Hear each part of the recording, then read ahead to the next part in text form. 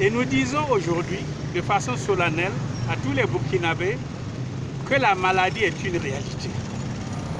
Malheureusement, la piètre communication du gouvernement a fait que beaucoup de Burkinabés ne croient pas que la Covid-19 existe encore. Nous, ce que nous craignons, c'est que nous ayons, dans les semaines à venir, un rebond de la pandémie. Et nous disons qu'aujourd'hui, peut-être que nous vivons une pandémie silencieuse.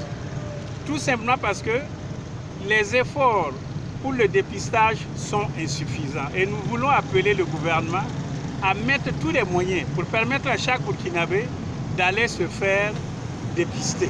C'est la seule façon qui nous permettra donc de contrôler la situation. Nous disons aussi que, à la date d'hier, on a enregistré 53 morts et 845 contaminés.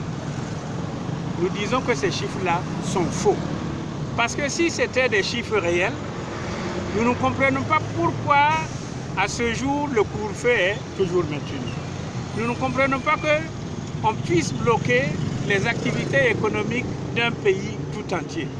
Et nous disons qu'il faudrait que le gouvernement améliore sa communication, que le gouvernement cesse de gérer la pandémie par tâtonnement, que le gouvernement cesse de se comporter en insouciant et en responsable, parce que ce qui est essentiel dans la vie d'un être humain, c'est de préserver la vie.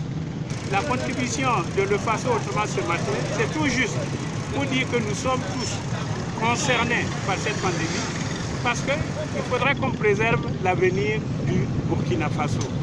Et je suis très heureux d'amener donc au nom des militants, des sympathisants du parti Le Faso Autrement notre modeste contribution.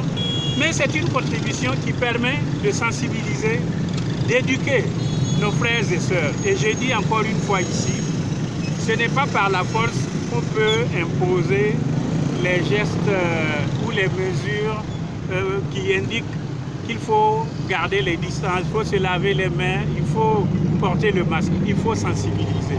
Si la population comprend, tout le monde sera sauvé. J'ai posé un acte patriotique avant tout. Je suis burkinabé, je suis concerné par l'avenir de ce pays. C'est ce que nous pouvons apporter comme contribution.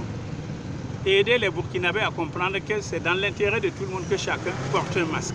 Mais nous disons, c'est inutile de penser que sortir les forces de défense et de sécurité, comme le Conseil de ministres l'a dit, peut résoudre le problème.